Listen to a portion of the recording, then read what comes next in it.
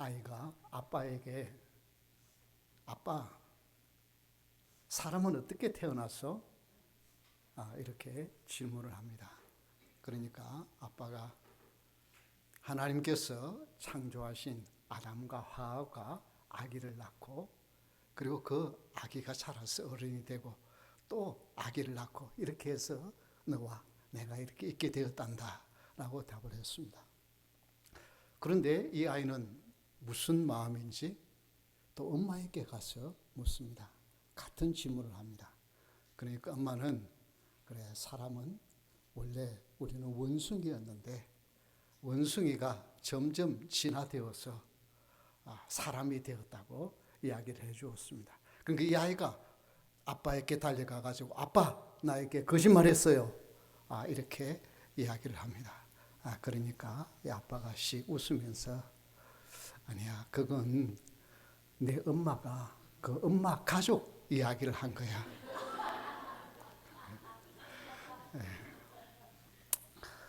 예.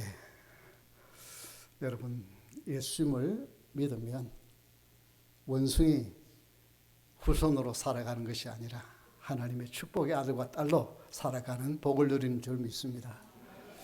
이 놀라운 큰 축복을 받은 사람을 꼽으라고 그러면 다윗을 들 수가 있습니다. 자, 이런 복을 받은 사람인데 이 복을 받은 사람이 뭐라고 오늘 읽은 본문에 말씀하고 있느냐 하면 여러분 한번 보십시오. 내 공의를 따라 하나님께서 상을 베풀어 주셨고 내 손의 깨끗함을 따라 나에게 축복해 주셨다고 큰 소리를 치고 있습니다. 여러분, 다윗은 만인이 다 아는 죄인이잖아요. 그렇지 않아요? 간음죄를 저지른 죄인이고 그 간음죄를 덮기 위해서 살인죄를 저지른 죄인입니다. 어떻게 그런 죄인이 뻔뻔스럽게 이런 말을 할 수가 있어요? 스스로 자기를 지켜서 죄악을 피했다. 자기 자신의 깨끗한 대로 하나님이 갚아주셔서 이렇게 복을 주셨다. 여러분, 이게 사람 앞에서는, 잘 모르는 사람 앞에서는 뭐 이런 말이 통할 수가 있지만 전능하신 하나님 앞에서 그가 찬양을 한다고 하면서 어떻게 이런 말을 할 수가 있겠어요? 여러분, 나를 가장 우울하게 만드는 것은 무엇입니까? 그것은 아무리 지금 내가 노력하고 애를 써도 바꿀 수 없는 과거의 나의 치명적인 실수, 죄, 이런 것들이 나를 우울하게 만듭니다. 왜냐하면 지금부터는 내가 정신 차리고 회개하고 바로 살아갈 수는 있지만 지나간 과거는 내가 어떻게 할 수 없으니까 그것만 생각하면은 가슴을 치게 되고 후회되고 죄송한 마음이 들고 이렇게 되지 않아요? 자, 이런 문제를 어떻게 풀어갈 수 있을까요? 어떤 사람은 아주 자기가 잘난 것처럼 어깨에 힘을 주고 죄를 안 짓는 것처럼 그렇게 뻔뻔하게 살아갑니다. 그런데 성경은 뭐라고 말하고 있어요? 우리가 잘 아는 로마서 3장 23절의 말씀 한번 볼까요? 다시 읽어볼까요? 모든 사람이 죄를 범하였음에 하나님의 영광에 이르지 못하더니 아무리 똑똑하고 아무리 성실하고 아무리 믿음이 좋은 멋진 사람이라도 하나님 보시기에는 어떻게 해요? 하나님의 영광에 이르지 못하는 죄인이라는 거예요. 이런 죄인이 어떻게 뻔뻔스럽게 하나님께서 내가 죄악을 피하고 올바르게 살아가니 하나님 나에게 복을 주셨다고 말할 수 있을까요? 과거에 내 힘으로는 바꿀 수 없는 그 실수와 치명적인 죄악들을 어떻게 극복하고 그 죄악의 어두움에서 벗어나서 빛 가운데, 소망 가운데 살아갈 수 있을까? 그것을 오늘 하나님의 말씀을 통해서 살펴보기를 원합니다. 오늘 이 본문의 말씀은 BC 1020년경 다윗이 노년이 되었을 때에 모든 적을 무찌르고 하나님 주신 그 평화를 누리는 태평성대 때에 있었던 것을 기록하고 있습니다. 이 본문의 내용은 시편 18편에 그대로 나와 있습니다. 그래서 여러분이 오늘 이 본문과 함께 시편 18편을 읽어보시면 이 내용을 좀 더 자세히 알고 있을 것입니다. 그가 하나님 앞에 그동안의 모든 일들을 다 정리하고 정말 하나님의 가운데 태평성대를 누리는 그때에 하나님을 찬양하면서 이렇게 말합니다. 그는 내 손에 깨끗한 대로 하는 21절에 보면 말합니다. 내 손이 깨끗했다고 말을 해요. 그 다음에 22절에 보면 어떻게 해요? 악을 행하지 아니했다고 말씀해요. 그리고 그 앞에 어떻게 해요? 24절에 보면 완전하게 행했다. 여러분 이 대모 소망교회 성도들 성경책을 딱 펴놓고 거기에 몇 절 하면 그게 눈이 왔다 갔다 해야 되는데 요즘은 이렇게 이 프로젝터에 그냥 PPT 띄우는 게 너무 이렇게 익숙해가지고 그것만 이렇게 하는데 될 수 있으면 성경을 펴놓고 몇 절을 보시기를 바랍니다. 그리고 24절에 보면 그 앞에 완전히 행했다고 말씀을 해요. 그리고 27절에 어떻게 해요? 깨끗하게 행했다. 여러분 다윗이 어떻게 이렇게 뻔뻔스럽게 이야기를 합니까? 그게 그냥 한번 내가 하나님의 죄인이지만 용서받은 죄인입니다. 이러고 나가야 되잖아요. 그는 어떤 자신의 지은 죄로 인하여서 하나님께서 뭐라고 말씀하시는지를 사무엘하 12장 10절에 이렇게 말씀하고 있습니다. 다 같이 읽겠습니다. 이제 내가 나를 없인 여기고 햇사람 우리아의 아내를 빼앗아 내 아내로 삼았은즉 칼이 내 집에서 영원토록 떠나지 아니하리라. 하나님께서 지금 분명히 다윗에게 내가 무슨 죄를 지었는지를 말씀하시고 그 죄로 인해서 내 집에 칼이 떠나지 아니한다. 그는 자기가 죽을 때까지 피할 수 없는 일이에요. 심지어 14절에 뭐라고 말씀하셨습니까? 다 같이 한번 보겠습니다. 12장 14절. 이 일로 말미암아 여호와의 원수가 크게 비방할 거리를 얻게 하였으니 당신이 낳은 아이가 반드시 죽으리이다. 그래서 심지어 원수 마귀가 옳거니 다윗 이제 됐어. 너는 내 손아귀에 지어졌어 하면서 마음대로 회방할 수 있는 거리를 제공해 주었다는 것.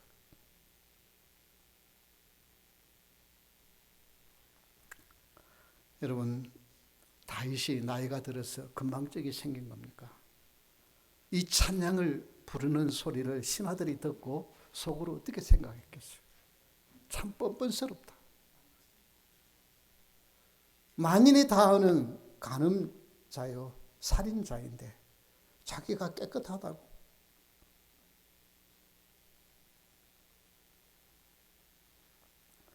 죄인이 큰 소리 치는 것을 보면 옆에 있는 사람들은 헛웃음이 나올 수밖에 없습니다.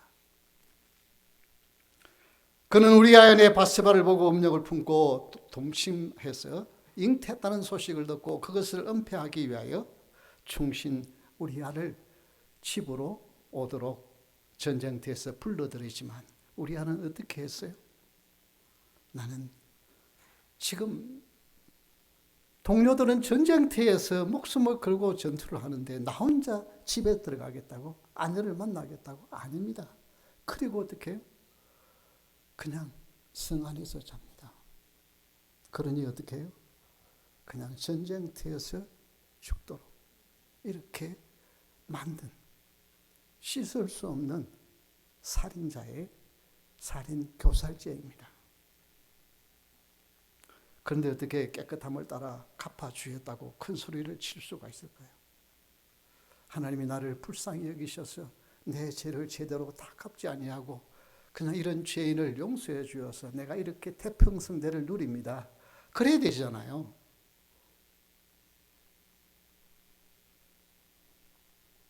사람은 자기의 삶을 미화하기 마련입니다.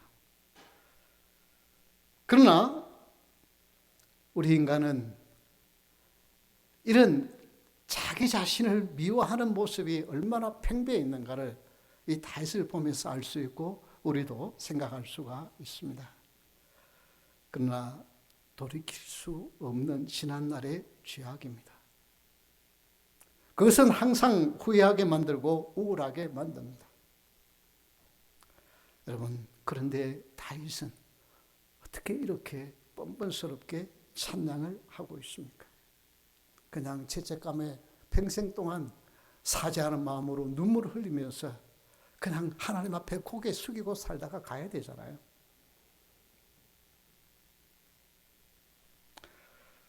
죄는 항상 우리 앞에 기다리고 있습니다. 그런데 어떻게 다윗은 이렇게 하나님 앞에서 찬양할 수 있을까요? 네, 다윗은 오직 한 가지, 자신의 죄에 집중해 살지 아니하고 자신의 죄를 용서하시기 위하여 독생자를 보내주실, 메시아를 보내주실 그 주임을 바라보면서 하나님의 은혜를 바라보고 하나님의 은혜를 누리고 그 하나님의 약속에 집중한 삶을 살았기 때문인 것입니다. 그는 자신의 죄에 집중한 것이 아니라 자신의 죄를 회개할 때에 기억지도 아니하시는 하나님을 그는 기억했기 때문에 이 찬양을 할 수 있는 것입니다. 그래서 오늘 본문 22절에 보면 그 이후로 어떻게 해요? 하나님을 떠나지 않는 믿음을 가졌다고 찬양합니다. 인간이 죄를 안 짓는 것이 인간이 아니라 누구나 다 죄를 지을 수밖에 없는 죄인인데, 그러나 그 죄를 짓고 깨닫고 그 다음부터는 어떻게 해요? 죄를 떠나는, 주님을 붙드는 것이 필요한 것입니다. 시편 6편 6절의 말씀에 이렇게 말씀하고 있습니다. 다 같이 읽겠습니다. 내가 탄식함으로 피곤하고 밤마다 눈물로 내 침상을 띄우며 내 뼈를 적시나이다. 그는 뻔뻔스럽게 살아가는 것이 아니라 하나님 앞에서 자기의 죄가 생각날 적마다 눈물을 흘리면서 회개했어요. 그래서 그것이 심지어 뭐라고 말해요? 자기의 눈물이 얼마나 많은지 방 안에 가득 차가지고 침상이 둥둥 떠다니죠. 얼마나 눈물을 흘리면서 회개했는지를 보여줍니다.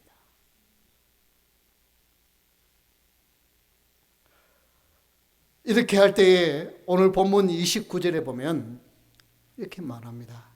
어두움을 빛으로 바꾸어 주셨다고 말합니다.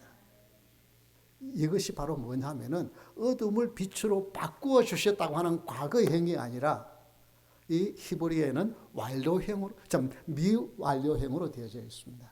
그 말은 그때부터 시작해서 계속해서 미래까지 진행되어지는, 즉 나의 어두움을 계속해서 밝혀주시는 하나님, 지금도 그렇고 미래에도 그렇게 하실 하나님을 바라보고 다윗은 찬양했습니다.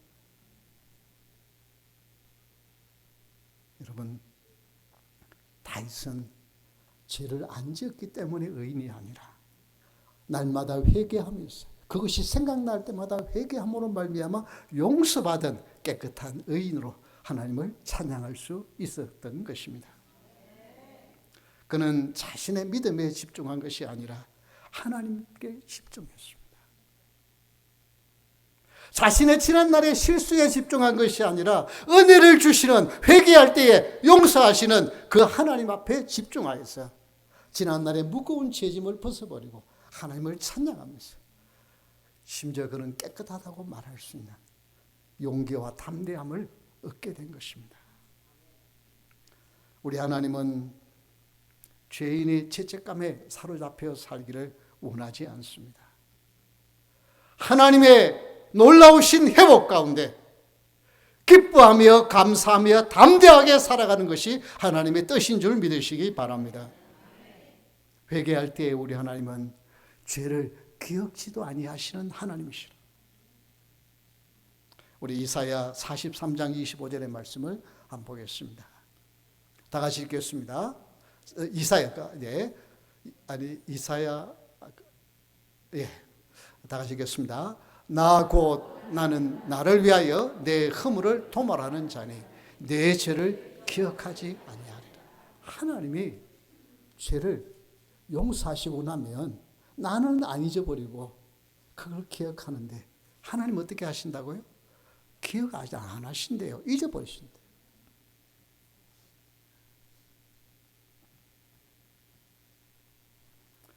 이것은 결코 하나님이 그냥 내가 죄를 기억하지 않으면 그것이 아니라 우리를 위하여 내어주실 구약시대에는 보내주신 메시아 예수 그리스도, 오늘 우리에게는 이미 우리를 위하여 내어주신 예수 그리스도, 그 값진 법의 피 때문에 우리의 죄를 기억지도 아니하시고 용서해 주시겠다는 것입니다. 이렇게 용서함을 받은 자는 죄를 미워하며 사는 은혜를 누리게 됩니다.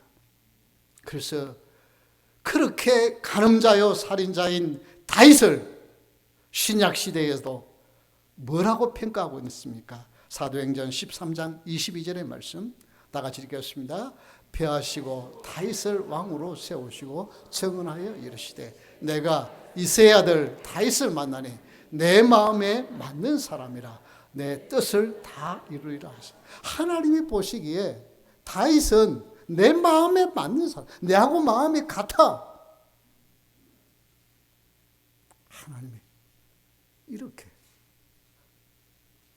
지난날의 죄악을 기억하지 아니하고 회개한 다윗을 우리 하나님이 새로운 사람으로 받아주셨습니다. 우리 하나님은 회개한 자를 의인이라고 부르십니다. 연약한 인간에게 죄를 짓지만 회개할 때에 죄를 미워하며 살아가는 그 하나님의 사람을 향하여 우리 하나님은 의인이라고 불러주십니다. 이처럼 자신의 모든 죄를 용서하시는 그 하나님을 믿고 그는 당당하게 하나님을 찬양하고 있는 것입니다. 그래서 그는 하나님께서 그의 죄악을 멀리 옮겨주신 것을 시편 103편 12절에 이렇게 말합니다. 시편 103편 12절 그 다음 거 다 같이 읽겠습니다. 동이 서에서 먼 것 같이 우리의 죄가를 우리에게서 멀리 옮기셨습니다. 동과 서가 만날 수 없는 것처럼 우리의 죄악을 멀리 옮겼어요. 다시는 그 지난 날들의 죄악이 나를 올가내지 못하도록, 나를 얽매이지 못하도록 자유를 주신 주님이십니다.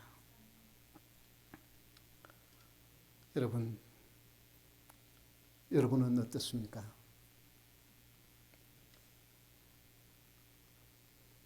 주님 안에서 참된 자유를 누리고 평강 가운데 사십니까? 마태복음 5장 43절을 읽을 적마다 여러분 마음에 부담이 없나요? 한번 볼까요? 왜 이렇게 빨리 안 넘어가요? 네, 다 같이 읽겠습니다. 그러므로 하늘에 계신 너희 아버지의 온전하심과 같이 너희도 온전하라. 하나님만큼 우리도 온전해야 된대요. 여러분 이 말씀 들으면서 부담이 안 생깁니까? 부담이 생기죠. 그렇죠?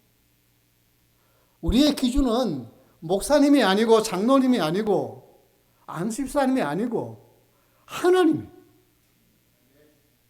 하나님만큼 온전한 삶을 살아야 된다고. 그게 하나님의 기준이래요. 얼마나 부담스러운 말씀이에요. 그러다 보니까 아무리 노래가도 안 되니까 가식이 나오는 거예요. 온전하지 못한데 온전한처럼 보이려고 그냥 사람 앞에서는 노래하는데,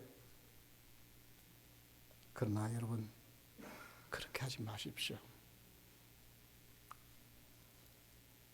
지난 날들의 나의 죄악과 지금 나의 연약한 모습 때문에 내가 봐도 내가 한심하지만 하나님은 나를 예수 그리스도의 십자가의 볼로 덮어서 의인이라고 부르시는 줄 믿으시기 바랍니다. 지난 날들의 죄악이 생각나십니까? 그것 때문에 위축되어서 뒤로 물러서지 마시고 그럴 때마다 하나님 앞에 나아가서 회개하시면서, 하나님, 지난 날들의 이런 죄악을 통하여서 하나님의 엄청난 진노 아래 있어야 되는데 이렇게 하나님의 축복을 누리며 사네요. 그러면서 하나님 앞에 나아가 감사하고 회개하고, 그리고 나서 일어서서는 담대하게 죄악에 매여서 살아가는 여러분 되지 않기를 주의 이름으로 축원합니다. 누가 뭐라고 말해도 그것 때문에 위축되지 마시길 바랍니다. 사람은 그걸 기억하고 잊지 않고 지난날 저런 사람이라고 뒤에서 수군거릴지 몰라도 하나님은 나를 용서하셨으니 거기에 얽매이지 않는 자유함을 누리는 여러분 될 수 있기를 주의 이름으로 축원합니다. 그래서 여러분, 주님의 용서를 기억하고 사십시오. 그렇게 내가 용서를 받았다면 다른 분도 지난날 저 사람 저런 실수한 사람이야, 그리고 보지 말고 그 사람도 하나님 앞에 회개하고 하나님이 어렵다 하신 귀한 내 형제 자매인 줄 믿고 믿음으로 받아들일 수 있기를 주의 이름으로 축원합니다. 결코 가시의 눈으로 쳐다보지 마십시오. 지난날 저런 좀 뻔했는데 또 무슨 짓 하는가, 여러분 그러지 마시고, 하나님이 기억하지 않으신다는데 왜 내가 기억하고 그 사람을 평가해요? 하나님이 기뻐하지 않습니다.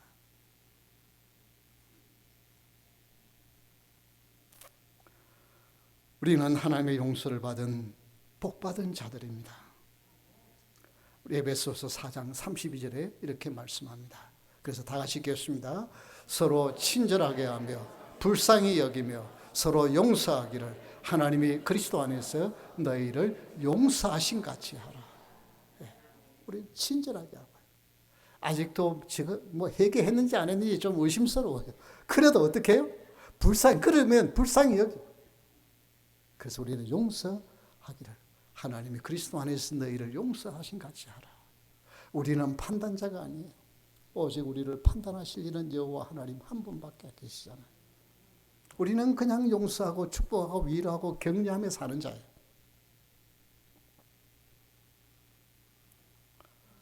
하나님은 우리 이웃을 결코 죄인의 눈길로 보지 아니하시고 용서함을 받은 의인의 눈길로 보기를 원하시는 줄 믿으시기 바랍니다. 우리 하나님은 회개할 때에 과거를 기억지 아니하시는 분이십니다. 그래서 우리는 지금 믿음으로 보고 의인으로 대하고 축복하고 아름다운 형제와 자매의 교제를 나눌 수 있기를 바랍니다. 오늘 장로님도 기도에도 역시 나오는데요. 로마서 8장 28절 말씀 우리 다 같이 한번 또 읽읍시다. 다 같이 읽겠습니다. 우리가 알거니와 하나님을 사랑하는 자 곧 그 뜻대로 부르심을 입은 자들에게는 모든 것이 합력하여 선을 이루는. 우리가 지난날의 실수까지도 지금 여러분이 하나님을 사랑하면, 여러분 하나님을 사랑하십니까? 이건 아멘 해야죠. 여러분 예수 그리스도를 여러분의 구체적으로 믿으십니까? 여러분 하나님을 사랑하십니까? 그렇다면 여러분은 지난날의 모든 것까지도 다 어떻게 해요? 지금과 미래에 유익하게 하시는 하나님, 그 하나님을 믿으시기 바랍니다. 우리는 결코 과거에 매여서 살기를 하나님이 원하지 않으십니다. 하나님은 회개한 성도를 의인이라고 부르시고 축복하며 살아갑니다. 그래서 여러분 지난날의 죄악 때문에 움츠리며 살지 말고 기억날 때마다 회개하십시오. 더 이상 마귀가 우리를 올가매지 못하도록 그 죄에서부터 해방되십시오. 그러나 기죽지 말고 담대하게 용서받은 의인으로 당당하게 살아갈 수 있기를 주의 이름으로 축원합니다. 그래서 우리 하나님은 어둠을 빛으로 바꾸시는 하나님이고 어둠을 소망으로 바꾸신 하나님이십니다. 그래서 여러분, 원수마귀가 여러분에게 대적할 적마다 여러분도 대적하십시오. 그래, 나는 옛날에 죄인이었지만 이제는 용서받은 하나님이 인정한 의인이야. 사탄아, 물러가라. 여러분, 예수님의 이름으로 물리치고 하나님의 자유답게 당당하게 살아갈 수 있기를 주의 이름으로 축원합니다. 다 같이 한번 따라합시다. 나는 하나님의 용서를 받은 자녀야. 나는 아들이야, 딸이야. 다시 한번 합시다. 나는 하나님의 아들이야, 딸이야. 여러분, 각자가. 우리 주님께서 나의 어둠을 빛으로 바꾸셨습니다. 그래서 마음에 우울이 찾아올 적마다 예수님의 이름으로 이 어둠을 물리치시고 빛 가운데 감사하며 소망 가운데 사는 여러분 될 수 있기를 주 이름으로 축원합니다. 우리 목사님이 창립 40주년 되니까 좀 뭐 비전도 좀 제시해주고 잘 아시니까 그러시더라고요. 아니, 나는 이제 그런데 생각해 보니까 아니더라고요. 비전은 이제는 나의 비전은 이미 지나간 거고 이제 우리 안 목사님이 비전을 펼쳐서 해 나갈 때가 이제 덴버에 오신 지가 5년 그리고 담임 목사님으로 사역한 지가 4년이 되었어요. 그러면 이제는 목사님의 꿈을 펼쳐 이제는 우목사가 중요한 게 아니에요. 그래서 여러분 이제 꿈을 가지십시오. 이제 안 목사님이 계획을 세우시고 내년에는 좀 직분자들도 세워야 되지 않겠어요? 그렇죠? 왜냐하면 구세대도 있고 신세대가 있어야 교회가 더욱 새로워집니다. 같이 힘을 합해요. 왜냐하면 제가 행했던 일들 때 임직을 했던 분들은 저의 스타일이 익숙해 있어요. 그렇기 때문에 목사님의 새로운 스타일을 잘 이해를 못할 수가 있어요. 그래서 새로운 스타일의 일꾼들이 세워져야 서로 구와 신이 잘 조화를 이루어서 아름답게 성장해 갈 수 있습니다. 이를 놓고 기도하십시오. 그래서 교회가 더욱더 든든하게 세워져 갈 수 있는 그런 거예요. 그래서 제가 무슨 비전을 세웠고는 아무것도 없고 제 비전은 아무 소용이 없고 오직 안 목사님의 비전과 그 계획에 여러분 최대한 협력하여서 멋진 교회로 이루어갈 수 있기를 주의 이름으로 축원합니다.